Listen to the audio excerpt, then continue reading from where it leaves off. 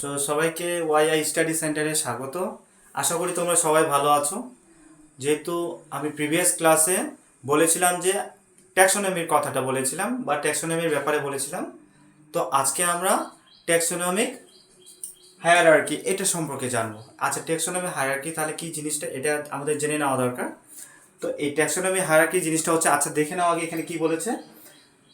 মানে জীবের শ্রেণীবিন্যাসের ক্ষেত্রে ক্রমান্বয়ে যে, ধরে নাও ছোট থেকে বড় বা বড় থেকে ছোট, যে আমরা কি শ্রেণীবিন্যাস বা সাজাবো যে জিনিসগুলাকে, এগুলাই হচ্ছে কি ট্যাক্সোনমিক হায়ারার্কি। আর এটা কে করেছে? এটা করেছে ক্যারোলাস লিনিয়াস। তার জন্য এটাকে কি বলা হয়? হায়ারার্কি বলে। ঠিক আছে, কেন বলে? যেহেতু লিনিয়াস হায়ারার্কি প্রথমে এটা কি কি করেছে, প্রথমে এই নামকরণ করেছে, তার জন্য ওর নামের হিসাবে এটাকে কি বলা হয়? Taxonomic hierarchy. ঠিক আছে। আচ্ছা, এরপরে বলেছে যে এই ট্যাক্সোনমিক হায়ারার্কি কয়টি ভাগে ভাগ করা হয়। এটাকে 7টি ভাগে ভাগ করা হয়। কি কি ওগুলা জেনে নি তাহলে। 7টি ভাগ কি কি এখানে আছে দেখো। রাজ্য, তারপর কি আছে? পর্ব, তারপরে শ্রেণীবিন্যাস, বর্গ, গোত্র, গণ আর প্রজাতি। ঠিক আছে। আচ্ছা, এইটা জিনিস আগে বোঝার আগে আমরা জেনে নেব, ধরে নাও হ্যাঁ আমরা কোন রাজ্যে বাস করি, ওই হিসাবে ধরে নিতে আমরা পশ্চিমবঙ্গে বাস করি। তারপর পশ্চিমবঙ্গের পরে আমরা তো ধরে নাও, এখন যদি আইডেন্টিফাই, যেরকম আমি আমার বাড়িটার কথা বলবো, তো আমি তো পশ্চিমবঙ্গ মানে অন্য কোনো স্টেটে যদি যাই, তো আমি খালি বলবো যে আমার রাজ্যটার কথা। কিন্তু রাজ্যটার পরে আমি কি আসবো, মানে কেউ তখন জিজ্ঞেস করবে তুমি ওই যে পশ্চিমবঙ্গের রাজ্যে কোথায় বাস করো, বা এক্স্যাক্টলি তোমার জায়গাটার কথা জিজ্ঞেস করবে না। এটাই হচ্ছে ব্যাপার।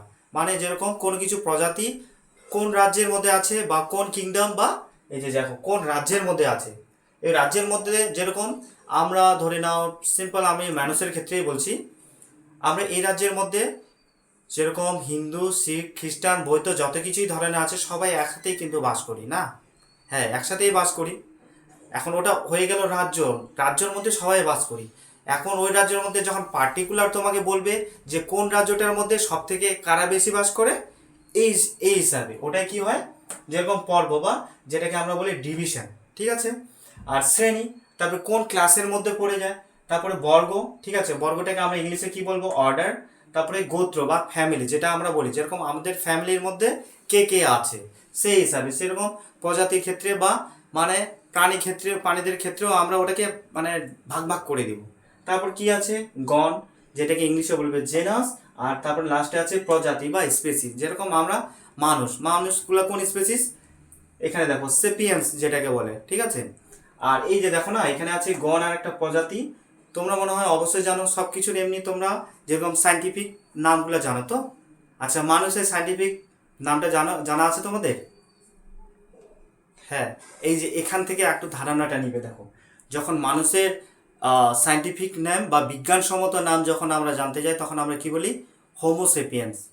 এই কথাটা কিন্তু দুটাই একসাথে আমরা বলি, কিন্তু এটা আসলে গণ আর প্রজাতি এই দুটাকে মিলেই কিন্তু কি করা হয়, বিজ্ঞানসম্মত নাম বা সাইন্টিফিক নামটাকে রাখা হয়। এই যে দেখো, হোমো, তারপর কি আছে? সেপিয়েন্স। তাহলে মানুষের সাইন্টিফিক নামটা কি? হোমোসেপিয়েন্স। আচ্ছা, তোমরা বলো তো, যেরকম মনে হয় তোমরাও জানো, যেরকম রুই মাছের বিজ্ঞানসম্মত নাম জানা আছে? হ্যাঁ, বিজ্ঞানসম্মত নাম হচ্ছে লেবিও রোহিতা। আর কাতলা মাছেরটা খুব সোজা, ওটা হচ্ছে কাতলা কাতলা। হ্যাঁ, ঠিক আছে। আচ্ছা, তোমাদের সামনে আমি মানে বোঝার সুবিধার্থে আমি একটা এই যে মানুষের, ধরে নাও মানুষের উদাহরণটা নিয়েছি। এটা কোন রাজ্যের মধ্যে পড়ে? অ্যানিমেলিয়া। ঠিক আছে। আর পর্ব কি? পর্বটা হচ্ছে কর্ডাটা, শ্রেণীটা হচ্ছে ম্যামেলিয়া, আর বর্গটা হচ্ছে প্রাইমেট, গোত্রটা হচ্ছে হোমিনিড। আর যেহেতু তোমাদেরকে একটু আগেই বললাম, গণটা হচ্ছে কি? হোমো, আর প্রজাতিটা হচ্ছে সেপিয়েন্স। ঠিক আছে। তারপরে আমরা এরপরে নেক্সটে আমরা জেনে নেব দ্বিপদ নামকরণ। আচ্ছা, এখানে আমি বলেছি দ্বিপদ নামকরণ। দ্বি মানে কি? তোমরা অবশ্যই জানো দ্বি মানে কি? দুই। আর এখানে পদ, পদ মানে কি? ধরে নাও কোনো পদবি বলতে বলতে পারো এটা। আর তারপরে নামকরণ মানে নাম রাখা, মানে দ্বিপদ নামকরণ। কিন্তু এইসব ক্ষেত্রে দ্বিপদ নামকরণের ক্ষেত্রে কিন্তু আমরা অনেক মানে দ্বিধা বা প্রবলেমের মধ্যে পড়ি। কেন? ধরে নাও আমি এখানে লিখেছি দেখো, এখানে ধান বা রাইসটাকে আমরা কি বলি? ধান বলি। এটা কিন্তু পশ্চিমবঙ্গে বলা হয় ধান, কিন্তু ধরে নাও জায়গার ক্ষেত্রে এটা কিন্তু অন্য অন্য ধরনের বলা হয়। যেরকম এখানে ধরে নাও উড়িষ্যায় এটাকে কি বলা হয়? ধানা। আর বিহারে বলা হয় এটা চাউল। এসব ক্ষেত্রে প্রবলেম হয়ে যাবে না।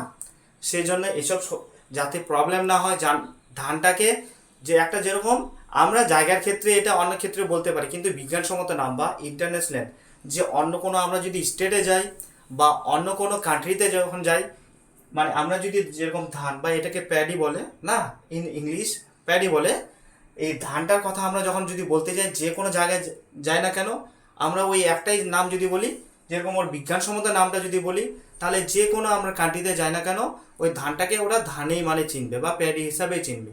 আচ্ছা, ধানের বিজ্ঞানসম্মত নাম আমি কিছুক্ষণ আগে বলেছিলাম কি, হ্যাঁ ওরাইজা স্যাটিভা। হ্যাঁ, আচ্ছা আচ্ছা, এর ক্ষেত্রে মানে যেহেতু আমি ধানের কথাটা বললাম, এক্ষেত্রে তো আমাদের গমের বিজ্ঞানসম্মতটাও জেনে রাখা দরকার। তোমাদের কি জানা আছে গমের বিজ্ঞানসম্মত নাম কি? হ্যাঁ, ও জানে নেই, ওটা ওটা হচ্ছে পিসাম স্যাটিভা, ঠিক আছে। ও সরি, ওটা হচ্ছে জিয়া, হ্যাঁ পিসাম স্যাটিভাম। আর জিয়া মেজ হচ্ছে কি, ওটা হচ্ছে ভুট্টা, ভুট্টার বিজ্ঞানসম্মত নামটা কি, জিয়া মেজ, ঠিক আছে। আচ্ছা, এগুলো আমরা না হয় পরে ডিসকাস করব, যখন বড় ক্লাসে যখন এই টপিকটা আসবে তখন আমরা না হয় বিজ্ঞানসম্মত নামগুলো আরও মানে ডিসকাস করব। এখন দেখো না, দ্বিপদ নামকরণের কিছু কিছু নিয়মাবলী আছে, মানে কোনো কিছু আমাদের রুলসগুলো ফলো করতে হবে, এগুলো মানে দ্বিপদ নামকরণের ক্ষেত্রে যেরকম তো এগুলো এখানে আমি লিখেছি। আচ্ছা, আমরা দুইটা মানে রুলস ফলো করব, একটা হচ্ছে আইসিবিএন আর একটা হচ্ছে আইসিজেটেন। এখন আইসিবিএন কি হলো আর আইসিবিএন কি, মানে জেটেন কি হলো, এটা আমাদের জানতে লাগবে, ঠিক আছে। যেহেতু আমরা এই দুটো রুলস মানে এই নিয়মাবলী মানে দ্বিপদ নামকরণের ক্ষেত্রে আমরা যেহেতু এই রুলসগুলো ফলো করব, তাহলে এটা কি আর এটা কি, এটাও তো আমাদেরকে জানতে হবে না। আচ্ছা তাহলে ঠিক আছে, তাহলে আমরা এখন এটার মানে ফুল ফর্মগুলো জানি। এখানে কি আছে, আইসিবিএন, আইসিবিএন এর ফুল ফর্ম হচ্ছে international court of botanical nomenclature, ঠিক আছে। আর আইসিজেটেন হচ্ছে international court of zoological nomenclature. এখান থেকে তোমরা মনে হয় কিছুটা ধারণা আসছে। এখানে বলেছে international court of botanical, botanical মানে কি, এর আমি প্রিভিয়াস ক্লাসে বলেছি, বোটানিক্যাল বলতে কি উদ্ভিদবিদ্যা, আর এখানে জুওলজিক্যাল মানে জীববিদ্যা। তাহলে এটা এই আইসিবিএন আমরা খালি কেবলমাত্র প্রয়োগ করবো খাদ্যের ক্ষেত্রে, উদ্ভিদের যখন বিজ্ঞানসম্মত নাম করব, দ্বিপদ নামকরণ করব, তখন আমরা আইসিবিএন ফলো করব। আর প্রাণীদের ক্ষেত্রে আমরা কি ফলো করব, আইসিজেটেন বা international code of zoological nomenclature, ঠিক আছে। আর এখানে দেখো, তারপর 2 নম্বর পয়েন্টে আমি কি লিখেছি, উদ্ভিদ ও প্রাণীর ক্ষেত্রে সম্পূর্ণ আলাদা হবে। কেন কেন আমি এখানে দেখো উদাহরণস্বরূপ এখানে নিয়েছি আম। আচ্ছা, এখানে আম যেহেতু নিয়েছি, আমের বিজ্ঞানসম্মত নাম জানা আছে? আমের আমের বিজ্ঞানসম্মত বা সায়েন্টিফিক নাম হচ্ছে ম্যাঙ্গিফেরা ইন্ডিকা। এই ম্যাঙ্গিফেরা ইন্ডিকাটা কেবলমাত্র আমরা উদ্ভিদের ক্ষেত্রে প্রয়োগ করতে পারবো, আর এই খালি আমের ক্ষেত্রেই প্রয়োগ করতে পারবো, অন্য কোনো উদ্ভিদের ক্ষেত্রে না বা অন্য কোনো প্রাণীর ক্ষেত্রে না। তার জন্য এটা বলছে উদ্ভিদ ও প্রাণীর ক্ষেত্রে সম্পূর্ণ আলাদা হবে। তো যেটা মানে এক্স্যাক্টলি যার যেটা নাম দেওয়া হয়েছে কেবলমাত্র ওকেই আমরা ওই হিসাবেই চিনবো। যেটা আগে আমি বললাম, যেরকম ধানের ক্ষেত্রে কি বললাম, ওরাইজা স্যাটিভা, সেটা কেবলমাত্র ধানের ক্ষেত্রে আমরা যেখানে যাই না কেন ধানকে ওরাইজা স্যাটিভা হিসাবেই চেনা হবে। তারপরে এখানে বলেছি, আর এখানে মোস্ট ইম্পর্টেন্ট, এখানে দেখো এটা জেনে রাখা ভালো, এক্সামে আসলো কি না এটা কোনো বড় ব্যাপার না, কিন্তু আমাদের বেসিক জিনিসগুলো জেনে রাখা দরকার। এখানে বলেছি বিজ্ঞানসম্মত নাম সর্বদা কি কি ভাষায় লেখা হয়, ল্যাটিন ভাষায় লেখা হয়, ঠিক আছে। দেখো, তারপরে আমরা এই জীবের রাজ্যটাকে কয়টা কয়টা ভাগে শ্রেণীবিন্যাস করব, 5টা। তাহলে কি কি প্রথমে দেখো, এখানে প্রথমে লিখেছি আমি মনেরা, তারপর হচ্ছে দ্বিতীয় হচ্ছে প্রোটিস্টা, 3 নম্বর ফাঞ্জি, তারপর 4 নম্বর হচ্ছে প্ল্যান্টি, আর 5 নম্বরে হচ্ছে অ্যানিম্যালিয়া। আর অ্যানিম্যালিয়াটার ব্যাপারে আমি তো আগেই বলেছিলাম, যেটা যেরকম মানুষ ওই ইয়ের মধ্যে পড়ে, শ্রেণীবিন্যাসের মধ্যে পড়ে, ঠিক আছে। এখন এই যে আমি যে এই জীবের যে 5টা রাজ্যেতে শ্রেণীবিন্যাস করলাম, এখন আমি কিসের ভিত্তির উপরে এটাকে আমরা 5টা শ্রেণীতে বিভাগ করলাম, এইসব ভিত্তিগুলোর উপরে আমি এখানে তুলে ধরেছি। দেখো, কোষের গঠন মানে কোষটা কীরকম দেখতে, ওটার উপরে ভিত্তি করে এই রাজ্যটাকে শ্রেণীবিন্যাস করা হয়। আচ্ছা, যেরকম কোষের গঠন বলেছি, যেরকম কোষ কয় ধরনের, একটা হচ্ছে প্রোক্যারিওটিক কোষ, একটা হচ্ছে ইউক্যারিওটিক কোষ, ঠিক আছে। এইখানে বলেছি। তারপর দ্বিতীয়টা হচ্ছে পুষ্টি বা বিপাকীয় পদ্ধতি। আচ্ছা, পুষ্টিটা এটা পুষ্টির ব্যাপারে তোমাদের মনে হয় কিছু ধারণা আছে, যেরকম পুষ্টি বলতে কি, একটা হয় স্বভোজী স্বভোজী, পরভোজী, এরকম হয় না। স্বভোজী বলতে কি, যারা নিজেদের খাদ্য নিজেরাই তৈরি করতে পারে নাকি, কারো খাদ্যের উপরে মানে কারোর উপর ডিপেন্ডেন্ট করতে হয় না। আর পরভোজী বলতে কি, পরভোজী বলতে ধরে নাও মানে আমি, আচ্ছা আমি আমার কথাটা বলছি না, পরজীবী পরজীবী বলতে কি, যেরকম আমি আমার খাবার তৈরি করতে পারছি না, আমি আমার খাবার জন্য কারোর উপর ডিপেন্ডেন্ট মানে কারোর উপর নির্ভর করে থাকি, তাহলে দুই ধরনের হয়ে যাচ্ছে না। আর ওই পরজীবীটা কিন্তু ওটাকে পরজীবী বলে, মানে পরের উপর ডিপেন্ডেন্ট করে থাকে। এটা কিন্তু তিন ধরনের হয়ে থাকে, যেরকম মৃতজীবী, মিথজীবী, হ্যাঁ এরকম। আর আরেকটা মৃতজীবী, পরজীবী, আরেকটা মিথজীবী, এই হিসাবে তিনটে ভাগে ভাগ করা যায়। আচ্ছা ঠিক আছে, নেক্সট এখানে লিখেছি বাস্তুতান্ত্রিক। আচ্ছা বাস্তুতান্ত্রিক জিনিসটা কি, এখানে দেখো আমি লিখেছি উৎপাদক, খাদক ও বিয়োজক। এই বাস্তুতান্ত্রিক বলতে এই যে ধরে নাও আমরা এই ভূখণ্ডে বা এই যে পৃথিবীর মধ্যে কি থাকে, একটা উৎপাদক থাকে যারা কি করে খাবার তৈরি করে, একটা হচ্ছে খাদক মানে যে ওই উৎপাদক যে খাবার তৈরি করে ওকে খায়। আর বিয়োজক কি, ধরে নাও কোনো কিছু বিয়োজক বলতে আমরা উদাহরণ হিসাবে ধরতে পারবো যেরকম ব্যাকটেরিয়া, ধরে নাও ওটাও একটা কি বিয়োজক। ধরে নাও কোনো কিছু সাপোজ ধরে নাও বিয়োজক হিসাবে কোনো কিছু ধরে নাও একটা প্রাণী মারা গেছে, ঠিক আছে, কি হয় কিছুদিন পরে আমরা দেখব ওর শরীরের অংশগুলো আস্তে আস্তে কি কি হওয়া শুরু করে, মানে পচতে শুরু করে বা গলতে শুরু করে, কিন্তু ওটা এমনিতে পচে না, ওর মধ্যেও কিছুটা কি থাকে বিয়োজক, মানে কি থাকে কিছু প্রাণী মানে ছোট ছোট যেগুলো আমরা দেখতেই পারি না, ওগুলো হচ্ছে আণুবীক্ষণিক। মানে আণুবীক্ষণিক কথাটা কেন বললাম, মানে ওদেরকে দেখতে গেলে আণুবীক্ষণিক যন্ত্র বা যেরকম মাইক্রোস্কোপের দরকার হয়, আর যেটা আমরা খালি চোখে বা ন্যাকেড আইয়ে দেখতে পাই না, যেরকম ব্যাকটেরিয়াকে কি আমরা কোনোদিন দেখতে পাই? আচ্ছা তোমাদের মনে হয় ওটার থেকে এটা মনে হয় বেশি ভালো মতো জানবে, যেরকম দুধ থেকে কি কি তৈরি হয়, হ্যাঁ মাখন তৈরি হয়, পনির তৈরি হয় তো, ঠিক আছে, কিন্তু এটা খেয়াল করেছো মানে দুধ থেকে কিভাবে মানে মাখন বা পনির তৈরি হয়? এখানে কিন্তু একটা ব্যাকটেরিয়ার ভূমিকা থাকে। কিছু কিছু ব্যাকটেরিয়া মানে যেটা মানুষের উপকার করে, আর কিছু কিছু ব্যাকটেরিয়া যেগুলো কিছু কি করে ক্ষতি করে, যেরকম এখানে যেরকম দুধ থেকে দইয়ে পরিণত হওয়া বা যেরকম পনির হয় না, আমি এখানে এখানে একটা ব্যাকটেরিয়া কাজ করে, এটা হচ্ছে ল্যাক্টোব্যাসিলাস ব্যাকটেরিয়া। এটা কিন্তু মানে ভালো হিসাবে ধরতে পারি এটা ব্যাকটেরিয়া। আর এই ব্যাকটেরিয়াকে কি আমরা কোনোদিন খালি চোখে দেখতে পারি? পারি না। আর এটা দেখার জন্য কি কি দরকার হয়? মাইক্রোস্কোপের দরকার হয়। আর এটাকে আমরা কি বলবো? আণুবীক্ষণিক বা অতি ক্ষুদ্র, ঠিক আছে, ওগুলা হচ্ছে এক ধরনের ব্যাকটেরিয়া, আর যেটা কি বিয়োজক হিসাবে কাজ করে, ঠিক আছে। আর এই যে প্রথমে এখানে আমি তাহলে এই যে এখানে মনেরা লিখেছি রাজ্যে, এখন ওই রাজ্য মনেরা সম্পর্কে আমরা একটা কিছুটা ধারণা বা কিছু কনসেপ্ট একটু দেখি কি, মানে মনেরা রাজ্যের মধ্যে কি থাকে। এরা সবসময় কি হবে, সরল হবে, এককোষী। তারপরে আণুবীক্ষণিক, এই যে মানে ছোট ছোট হবে, আণুবীক্ষণিক বলতে খালি চোখে দেখা যাবে না, এটা কিন্তু প্রোক্যারিওটিক কোষ বা প্রোক্যারিওটিক জীব হবে, ঠিক আছে। এখানে আগেও বলেছি এখানে কোষের ক্ষেত্রে কোষ তাহলে কয় ধরনের, দুই ধরনের, একটা হচ্ছে ইউক্যারিওটিক, একটা হচ্ছে প্রোক্যারিওটিক। তাহলে মনেরাটা কোন পর্বের মধ্যে পড়বে? প্রোক্যারিওটিক জীবের মধ্যে পড়বে, ঠিক আছে। তারপরে এখানে দেখো এদের কোষ প্রাচীর, কোষ প্রাচীর মানে কোষের যে প্রাচীর বলতে কি, মানে যেরকম একটা আমাদের বাড়ির ওয়াল থাকে কি না, তো ওটাও কি একটা প্রাচীরের মতো। আর কোষের মানে আমাদের শরীরের তো অনেক ধরনের কোষ নিয়ে গঠিত না, অনেক ধরনের বলতে কি অসংখ্য কোষ, লাখ লাখ কোটি কোটি কোষ নিয়ে আমাদের শরীরটা মানে গঠিত হয়। আর এই যে কোষের প্রাচীর, এদের কোষ প্রাচীর কি পেপটাইড ও গ্লাইকেন দ্বারা নির্মিত, ঠিক আছে। এদের কোষ প্রাচীর তাহলে কি দ্বারা গঠিত? পেপটাইড ও গ্লাইকেন। এটা ভালোভাবে এই যে স্পেলিংটা ভালোভাবে পড়ো তোমরা, ঠিক আছে। তারপরে এদের পুষ্টি স্বভোজী বা পরভোজী। এটা এদের পুষ্টিটা কি ধরনের?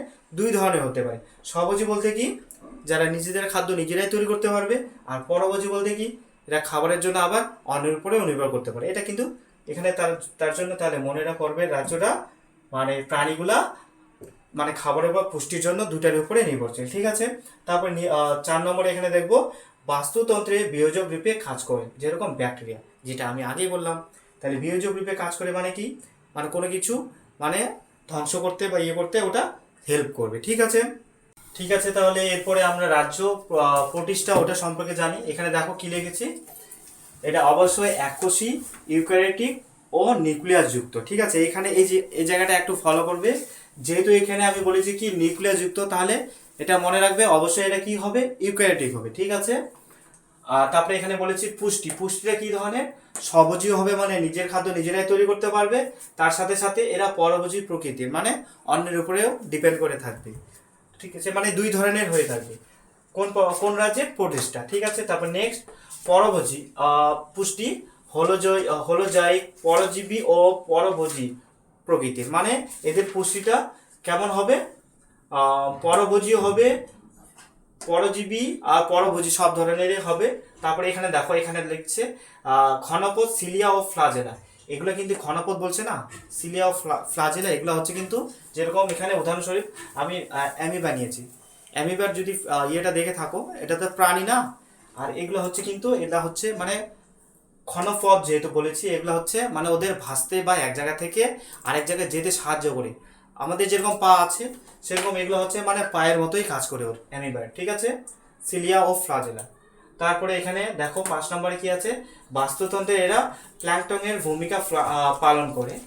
আর উদাহরণগুলো ভালোভাবে মনে রাখবে। এটা হচ্ছে, একটা হচ্ছে ডায়াটম, অন্যটা হচ্ছে অ্যামিবা। ঠিক আছে, নেক্সট। আর এইগুলা মানে পড়ার ক্ষেত্রে তোমরা কি করবে সবসময়? কি মানে এদের মধ্যে মিল খোঁজার চেষ্টা করবে, বা অপোজিটগুলা। কেননা এইসব রাজ্যগুলোতে একটার পরে একটা আসতেছে না, তো অনেক সময় কি হয়ে যায়, কনফিউশন হয়ে যায়। তার জন্য তোমরা কি চেষ্টা করবে সবসময়? এদের মধ্যে ডিফারেন্সটা বার করার চেষ্টা করবে, এটার মধ্যে কি ছিল, এটার মধ্যে কি নাই, ওগুলা মনে রাখবে। আর বাকিবার তো সব একই ধরনের বোঝা যাচ্ছে। দেখো, তারপরে রাজ্য আছে ফানজি। ফানজি কোনগুলা? যেরকম তোমরা মনে হয় এই বলার আগে আমি বলে দিচ্ছি ফানজি কিরকম। তোমরা হয়তো অবশ্যই ব্যাঙের ছাতা দেখেছো।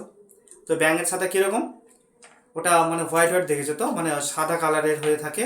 কেন সাদা কালারের হয়ে থাকে? এটা তো সবুজও হতে পারতো। কেন কেন হোয়াইট কালার হয়? তার মানে অবশ্যই এর মধ্যে কি নাই? ক্লোরোফিল নাই। ক্লোরোফিল থাকলে অবশ্যই সবুজ হতো। হ্যাঁ, তা এটা এখান থেকে একটা হিন্টসটা নিবি, যে এখানে দেখো এখানে কোষগুলি কি প্রকৃতির হয়ে থাকে? ইউক্যারিওটিক প্রকৃতির। কিন্তু এখানে আমি দেখো এখানে লিখেছি ক্লোরোফিল বিহীন, মানে ক্লোরোফিল নেই। ক্লোরোফিল থাকলে তো কি হয়ে যেত? সবুজ হয়ে যেত। আর এদের এদের পুষ্টিটা কি ধরনের? পরভোজী প্রকৃতির, মানে নিজের খাদ্য নিজেরাই তৈরি করতে পারবে না। আচ্ছা, মানে যেরকম সবুজ উদ্ভিদ বলতে কিরকম? মানে যেরকম আম গাছ, জাম গাছ, যত কিছু দেখে থাকি ওরা তো সব সবুজ হয়ে থাকে। সবুজ কেন হয়? তার মধ্যে ওর ক্লোরোফিল আছে। আর ক্লোরোফিল আছে মানে নিজের খাদ্য নিজে তৈরি করতে পারে। আর এখানে যেহেতু আমি বললাম এই ক্লোরোফিল বিহীন, তাহলে নিজের খাদ্য তৈরি করতে পারে না। তাহলে আমরা অত কিছু এইসব পরজীবী এরকম জানবো না। একবার ডাইরেক্ট আমরা জেনে যাবো যে নিজের খাদ্য যেহেতু তৈরি করতে পারে না, তার মানে কি? এ পরভোজী, মানে খাবারের জন্য অন্যের উপর নির্ভরশীল। ঠিক আছে, এইভাবে মনে রাখবে। আর তারপরে এখানে দেখো, এরা বাস্তুতন্ত্রে কি হিসাবে কাজ করে? বিয়োজক রূপে কাজ করে। আর উদাহরণস্বরূপ আমি তো প্রথমেই বলে দিলাম, একটা হচ্ছে ইস্ট আর একটা হচ্ছে অ্যাগারিকাস, এটা মনে রাখবে। তারপরে নেক্সট দেখো, এখানে রাজ্য আছে প্ল্যান্টি। ঠিক আছে, এখানে দেখো এখানে কি আছে? বহুকোষী ক্লোরোফিল যুক্ত। ক্লোরোফিল যুক্ত মানে তার মানে অবশ্যই এটা কি হবে? সবুজ উদ্ভিদ হবে, আর নিজের খাদ্য নিজে তৈরি করতে পারবে, সবুজই হবে। আমরা পরে ওটা দেখে নেব। আর কোষটা কি হবে? ইউক্যারিওটিক প্রকৃতির। তারপরে এখানে দেখো, এই যে এখানে কোষ প্রাচীর কি দিয়ে তো নির্মিত? সেলুলোজ নির্মিত। এদিকে কোষের যে প্রাচীরটা আছে এটা কি দিয়ে নির্মিত? সেলুলোজ দিয়ে নির্মিত। আর তারপরে এখানে দেখো, সালোক সংশ্লেষকারী জীব। আগে যেহেতু আমি বললাম ক্লোরোফিল যুক্ত, তাহলে এরা অবশ্যই কি করবে? সালোক সংশ্লেষ করবে, মানে নিজের খাদ্য নিজেরাই তৈরি করতে পারবে। আর জীবটা কি প্রকৃতির হবে? ইকুয়েটিক প্রকৃতি। ঠিক আছে, আর বেশিরভাগ কিন্তু এখানে যতগুলো পর্ব দেখলাম সবগুলো কি হয়ে থাকে? ইউক্যারিওটিক। ঠিক আছে, আর এরা বাস্তুতন্ত্রে এরা এরা এরা উৎপাদক রূপে কাজ করে। উৎপাদক মানে কি? এরা মানে খাবার তৈরি করবে, মানে যেরকম উৎপাদক বলতে কি বলে থাকি, যেরকম সবুজ ঘাস, এটা কি উৎপাদক না? যেরকম ধরে নাও একটা আমি আম গাছে যদি ধরে নিই, আম গাছ কি করে? আম আম হয়। আর সবুজ ঘাসকে আমি কেন বললাম উৎপাদক? সবুজ ঘাসের উপর মানে যেরকম যত যত ধরনের যেরকম প্রাণীগুলো আছে, যেরকম গরু ছাগল, এরা কার উপর নির্ভর করে থাকে? কি খেয়ে থাকে? ঘাস খেয়ে থাকে। তার মানে কি? এই যে এই উৎপাদকের উপরে নির্ভর করে থাকে। ঠিক আছে, ঠিক আছে। এখন দেখো এখানে রাজ্য অ্যানিমালিয়া লিখেছি, এখন এটা সম্পর্কে জানবো। আর এটার মনে হয় কিছুটা কনসেপ্ট আমি প্রিভিয়াস মানে যেটা একটু কিছুক্ষণ আগে বললাম না, ওখানে আছে, ওটা মানে ভালোভাবে জেনে নেবে। যেরকম এক্ষেত্রে মানে মানুষগুলো এই পর্বের মধ্যে পড়বে, আর অন্য প্রাণীগুলোও আছে, মানে যেগুলো অন্যান্য প্রাণী থেকে একটু উন্নত বা ডেভেলপ প্রাণী, যেগুলো এই এই রাজ্যের মধ্যে পড়বে। তাহলে দেখে নিই এটা। এখানে দেখো, এটা বহুকোষী। আর সবগুলো আগের মধ্যে আমরা কি দেখলাম? সবগুলাই এককোষী। আর ইউক্যারিওটিক গমনে সক্ষম। গমন বলতে কি? আচ্ছা, এই এই গমন আর চলন এটা কিন্তু আমি তোমাদের প্রিভিয়াস ক্লাসে করিয়ে নিয়েছি। ওটা যাদের মানে একটু বুঝতে অসুবিধা ওখানে দেখে নিবে। আচ্ছা, কিছুটা তাও আমি এখানে থেকে বেসিক কনসেপ্টটা দিয়ে দিচ্ছি।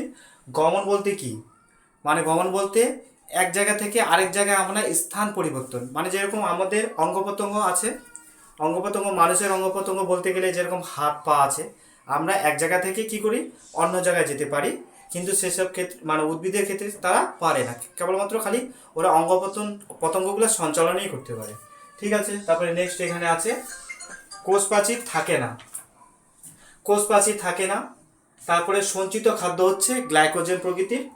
আর পরভোজী মানে যেহেতু মানে আমি প্রথমেই বললাম, মানে আমি মানুষের ক্ষেত্রে বললাম, তাহলে মানুষ তো নিজের খাদ্য তৈরি করতে পারে না, খাদ্যের জন্য কার উপর নির্ভর করে, অন্য প্রাণীর উপরে বা অন্য কোনো উদ্ভিদের উপরে নির্ভর করে। তো এটা তাহলে যে পুষ্টিটা হচ্ছে কি পরভোজী। তারপরে বাস্তুতন্ত্রে এরা কিসের কাজ করে, খাদকের ভূমিকা পালন করে। আর উদাহরণস্বরূপ আমি নিয়েছি, দেখো এখানে পরিফেরা আছে, সরীসৃপ, সরীসৃপ বলতে কি সর্পজাতীয় মানে সাপ। ঠিক আছে, তারপরে স্তন্যপায়ী, স্তন্যপায়ী বলতে কি মানে যারা কি করে মানে বাচ্চা প্রসব করে, মানে ডিম ডিম পাড়ায় কিন্তু স্তন্যপায়ী বলবো না, যারা বাচ্চা প্রসব করে তাদেরকে কি বলবো স্তন্যপায়ী। যেরকম মানুষ, গরু, ছাগল, সেগুলোই স্তন্যপায়ী। তারপরে দেখো এটা তো প্রাণী রাজ্যটা শেষ হয়ে গেলে, এখন আমি উদ্ভিদ রাজ্য। উদ্ভিদ বলতে কি গাছপালাগুলা, এটাকে আমি কয়টা ভাগে ভাগ করেছি, দুটি ভাগে। আচ্ছা, এখানে দেখো এখানে আছে অপুষ্পক ও সপুষ্পক। অপুষ্পক, অ বলতে কি এখানে সপুষ্পক, বলতে এখানে আমরা এখান থেকেই বুঝে যাচ্ছি যে যাদের পুষ্প হয় না, অপুষ্পক। মানে পুষ্প বলতে কি, এখানে পুষ্প বলতে ফুল। ঠিক আছে, আর ফুল যদি না হয় তাহলে ফল হবে না, আর ফল যদি না হয়, ফল না হলে তো বীজ হবে না। তো এখান থেকে এটা মানে জানতে হবে। তারপরে এখানে বলেছে সপুষ্পক, মানে এদের পুষ্প হবে, মানে পুষ্প যদি হয় তাহলে ফুল হবে। পুষ্প মানে কি ফুল, ফুল থেকে ফল, ফল থেকে বীজ হবে, এই ক্ষেত্রে এটা। তাহলে এখন দেখো এখানে অপুষ্পকের মধ্যে তাহলে আমি এটাকে আবার কয়টা ভাগে ভাগ করেছি, তিনটা ভাগে ভাগ করেছি। দেখো একটা কি থ্যালোফাইটা, ব্রায়োফাইটা, আরেকটা হচ্ছে টেরিডোফাইটা। এখন থ্যালোফাইটা কোনগুলা, মানে অ্যালগি জাতীয় মানে যেগুলা ইয়েগুলো আছে উদ্ভিদগুলা। আর ব্রায়োফাইটা হচ্ছে মস। আর টেরিডোফাইটা হচ্ছে ফান জাতীয়। ফান বলতে কি, যেরকম ফান বলতে গেলে এখানে যেরকম ঢেকি শাকগুলো হয় না, ওটা হচ্ছে কি ফান। আর মস জাতীয় বলতে কি বলতো, যে ব্যাঙের ছাতাটা হয় ওটা কিন্তু মস জাতীয়। ঠিক আছে, এখন চলে আসো সপুষ্পক। সপুষ্পক বলতে কি যাতে ফুল হবে। তো এখানে এটাকে আবার দুইটা ভাগে ভাগ করেছি, একটা হলো ব্যক্তজীবী আর একটা হচ্ছে গুপ্তজীবী। এখানে ব্যক্ত আর গুপ্ত মানে কি, দেখো গুপ্ত মানে কি আমরা এটা জানি, গুপ্ত মানে লুকিয়ে থাকা। হ্যাঁ, আর এখানে ব্যক্ত মানে যেটা বাইরে প্রকাশ হয়, মানে যেটা দেখতে পাই। গুপ্ত এখানে দেখো, আচ্ছা এটা আগে প্রথমে ডিসকাস করি ব্যক্ত। একটা আচ্ছা এই ব্যক্তটাই বলি, তাহলে ব্যক্ত কি যেটা আমরা বাইরে থেকে দেখতে পারবো, আর গুপ্ত কি যেটা বাইরে থেকে দেখতে পারবো না। গুপ্ত মানে এদের যে মানে মানে ফলগুলো থাকবে, আমরা এটা বাইরে থেকে কি দেখতে পারবো না, মানে বীজটা যে থাকবে এটা আমরা বাইরে থেকে দেখতে পারবো না। ঠিক আছে, আর এই এই ক্ষেত্রে আমরা কি পারবো, দেখতে পারবো। আচ্ছা ঠিক আছে, এখানে গুপ্ত যেহেতু বলেছে, গুপ্ত মানে কি লুকিয়ে থাকা। এখন এটা আমরা জানবো, এটাকে আবার কয় ভাগে ভাগ করা হয়, দুটি ভাগে। একটা হলো একবীজপত্রী আর একটা হচ্ছে দ্বিবীজপত্রী। আচ্ছা, এটা তোমরা ভালোভাবে বুঝতে পারবে যখন তোমরা তো সবাই এই যে কিছুদিন পরে আমের সিজন আসতেছে, তোমরা সবাই আম আম খাও। যেরকম আমারই আম খেতে কিন্তু খুব ভালোবাসি আমি, আমারও আম ভালো লাগে। কিন্তু আমটা খাওয়ার পরে তোমরা যখন ধরে নাও ওই ভিতরে যেটা থাকে ওটা কি থাকে, ভিতরে যেটা থাকে ওটা তো বীজ না। বীজটাকে তুমি যদি খেয়াল করো, তো ওর ভিতরে না দুইটা মানে ওর দুইটা পার্ট থাকে। মানে ওটাকে যদি ভাগ করে দাও না, ওটা দেখবে মানে আটিটা থেকে দুইটা করে মানে বের হবে, ওটাই কিন্তু ওর বীজ। ওটা হচ্ছে দুইটা পার্ট। ওটাকেই আমরা এখানে দ্বিবীজপত্রী, আর কিছু কিছু ক্ষেত্রে একটাই থাকে, ওটা কি একবীজপত্রী। যেরকম জামের ক্ষেত্রে জাম খেয়েছো মনে হয়, তারপরে হচ্ছে কুল খেয়েছো, ওদের কয়টা বীজ থাকে, একটাই বীজ থাকে। তো ওটাই একবীজপত্রী দ্বিবীজপত্রী। ঠিক আছে, দেখো এখানে তোমাদের সামনে এখন আমি শৈবাল, মস ও ফানের আমি কি করেছি, যেরকম ব্রায়োফাইটা টেরিডোফাইটা বললাম না, ওগুলাই তো ওগুলাকে আমি এখন কি তোমাদের বোঝার সুবিধার্থের জন্য আমি মানে পার্থক্য হিসাবের মতো করে দিয়েছি। ঠিক আছে, দেখো এখন তাহলে যেরকম শৈবালের কি থাকে না, মূল থাকে না, কিন্তু মসের এরও মূল থাকে না, কিন্তু মূলের পরিবর্তে কি থাকে, এককোষী বা বহুকোষী রাইজোয়েট থাকে। এটা হচ্ছে কিসের মূলের মতোই, কিন্তু আসলে ওটা কিন্তু মূল না। ঠিক আছে, ফান, ফান বলতে কি ফান বলতে যেরকম আমি বললাম তোমাদেরকে মানে ঢেকি শাক যেরকম, মানে ঢেকি যেটা বলে, ওদেরও মূল মূল থাকে। এটি কি একটা অস্থায়ী প্রকৃতির, মানে স্থায়ী না। ঠিক আছে, তারপরে এখানে দেখো দ্বিতীয় নম্বরটা, এদের কাণ্ড থাকে না, শৈবালের কাণ্ড থাকে না, মশারও কাণ্ড থাকে না, তবে কি থাকে, কলয়েড থাকে। তারপর ফান জাতীয় উদ্ভিদদের কাণ্ড থাকে, এটি রাইজয়েড বা গ্রন্থিকাণ্ড প্রকৃতি। ঠিক আছে, তারপরে নেক্সট দেখো 3 নম্বরে, এদের পাতা থাকে না, কাদের, শৈবালদের। আর মশ জাতীয় উদ্ভিদদের এদের পাতা থাকে না, তবে কি থাকে, ফাইলিড থাকে। এটা কিন্তু ভালোভাবে মনে করবে, মানে এটার সাথে এটা ডিফারেন্সিয়েট করবে। আর এই যে ফান জাতীয় উদ্ভিদে কিরা, প্রকৃত সালোক সংশ্লেষকারী পাতা উপস্থিত। তার মানে কি, যেহেতু সবুজ, তার প্রকৃত সালোক সংশ্লেষকারী পাতা উপস্থিত।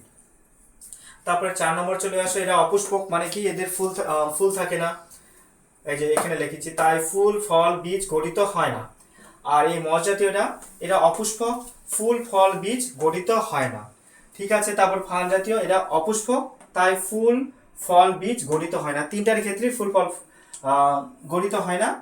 আর এই শৈবালের আমি উদাহরণ হিসেবে কি নিয়েছি, ভলভক্স। আর মসের ক্ষেত্রে রিক্সিয়া।